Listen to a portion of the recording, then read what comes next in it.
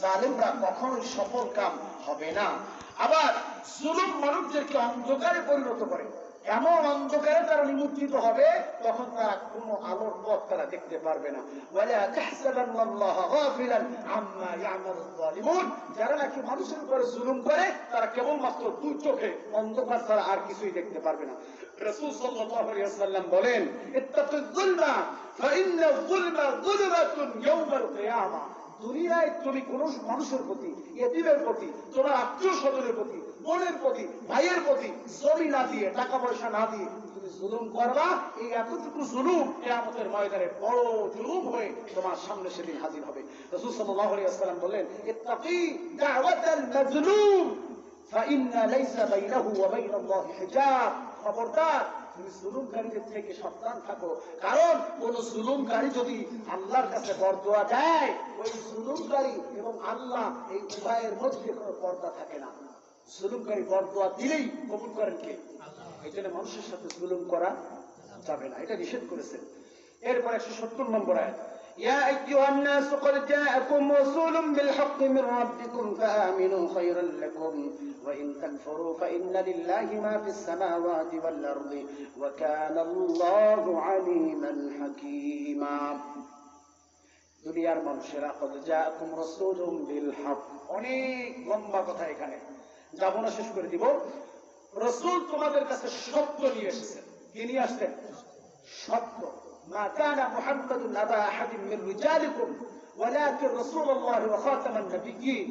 রাসূল কোন মানুষের পিতা নন, তিনি একজন নবী, আর তিনি তোমাদের কাছে আসছেন সত্য দিন সহকারে। সুতরাং সেই সত্য মানব রব্বিকুম, তার রবের পক্ষ থেকে, ফাআমিনু, তোমরা এর উপরে ঈমান আনো, আল্লাহর বিধানগুলি মানো, খায়রাল লাকুম, এটা তোমাদের জন্য উত্তম। ওয়া ইন তাকফুরু, খবরদার তোমরা যদি অস্বীকার করো, ফাইন্না লিল্লাহি মা ফিস সামাওয়াতি ওয়াল আরদ, জেনে রাখো আসমান এবং জমিনের তোমাদের কোনো রাজত্ব নাই।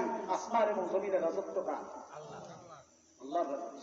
আহা, মানুষরা তারপরেও বোঝে না।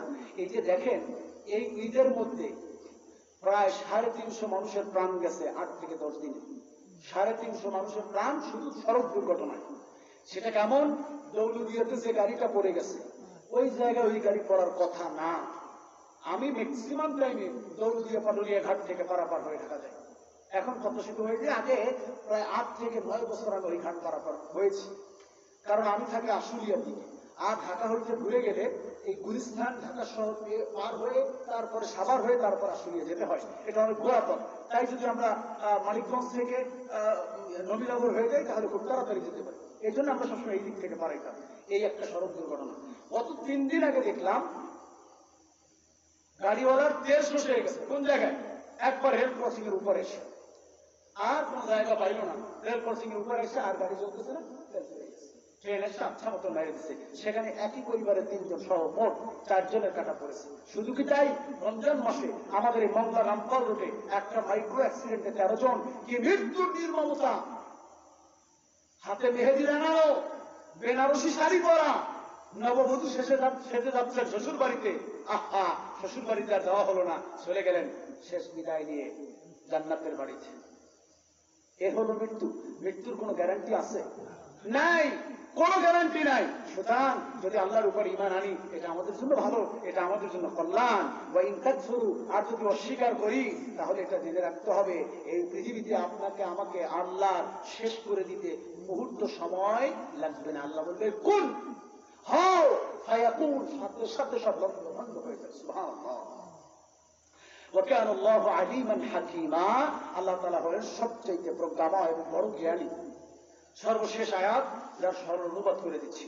ইয়া আহলাল কিতাব, হে আহলে কিতাব, লা তাগলু ফি দীনিকুম, খবরদার তোমরা তোমাদের দ্বীনের ব্যাপারে বাড়াবাড়ি করো না। ওয়ালা তাকুলু আলাল্লাহি ইল্লাল হক, আল্লাহর সত্য বিধান নিয়ে তোমরা কখনো দ্বিমত পোষণ করো না, বাড়াবাড়ি করো না।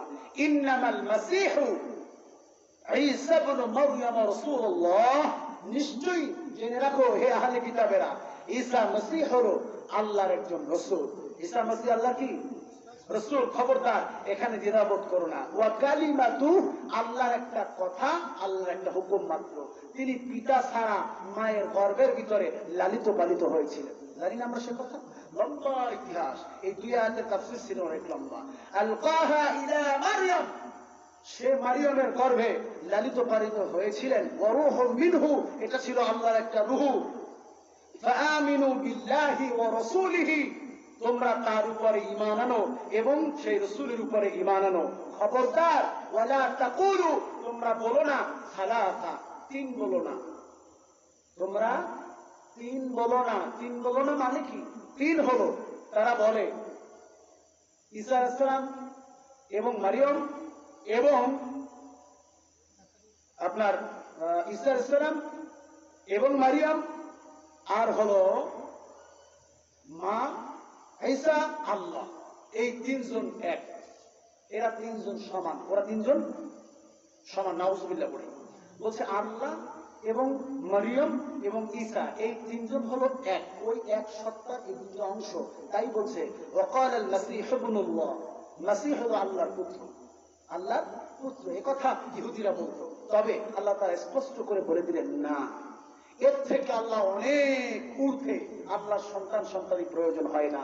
লাম ইয়ালিদ ওয়া লাম ইউলাদ, আল্লাহর আল্লাহ সন্তান জন্ম দেননি, আল্লাহ কাউকে থেকে জন্মগ্রহণ করেননি এবং কাউকে জন্ম দেননি। ওয়া লাম ইয়াকুল লাহু কুফুয়ান আহাদ, এই পৃথিবীর কোনো কিছুই তার সমকক্ষ নয়। এই জন্য বলছেন খবরদার এই তিনজনকে তোমরা এক বলো না। ওয়ালা তাকুলু সালাসা, তিন বলো না, কারণ পৃথিবীর সবকিছুই আল্লাহর সৃষ্টি। ইনতাহু খায়রাল লাকুম, যদি তোমরা এখান থেকে এগুলো বিরত থাকো এটা তোমাদের জন্য উত্তম। ইন্নামাল্লাহু ইলাহু ওয়াহিদ, জেনে রাখো আল্লাহ এক এবং অদ্বিতীয়। সুবহানাহু, তিনি হলেন পূত পবিত্র। আইয়াকুলা লাহু ওয়ালাদ, তার কোনো সন্তানের প্রয়োজন হয় না। লাহু মা ফিস সামাওয়াতি ওয়াল আরদি, এই পৃথিবীতে আসমান এবং জমিনে যা কিছু আছে সবকিছু আল্লাহর জন্য। ওয়া কাফা বিল্লাহি ওয়াকিলা, আর তিনি সব কিছু রক্ষণাবেক্ষণকারী। এই ছিল আজকে তেলাওয়াতকৃত আয়াতের সংক্ষিপ্ত তাফসীর। কষ্ট নেবেন না, কারণ এতগুলি আয়াতের তাফসীর করা সম্ভব নয়। ইন্না আওহাইনার কথা বলতেই আমার প্রায় 1.5 ঘন্টা সময় লাগছে। সুতরাং তাফসীর এত সহজ না, বসে থাকা এত ধৈর্য নেওয়া, আর একজন মানুষেরও এত সময় কথা বলা সহজ না। প্রায় 2.5 ঘন্টা শরীরের ভিতরে কিছু থাকে না। তাই আমি আপনাদেরকে অনুরোধ জানাবো, বাসা থেকে কিছু পড়বেন, পড়ে বুঝে আসবেন। আশা করি তাফসীর অনুযায়ী কথা বললে আপনারা খুব তাড়াতাড়ি কথাগুলো বুঝতে পারবেন। আল্লাহ রাব্বুল আলামিন সামনের দিনটিও যেন আমরা পূর্ণতার সাথে এই মাহফিল শুনতে পারি। আল্লাহ তাআলা আমাদেরকে তৌফিক দান করুন। ওয়া আখিরু দাওয়ানা আলহামদুলিল্লাহি রাব্বিল আলামিন। ওয়াসসালামু আলাইকুম ওয়া রাহমাতুল্লাহি ওয়া বারাকাতুহু।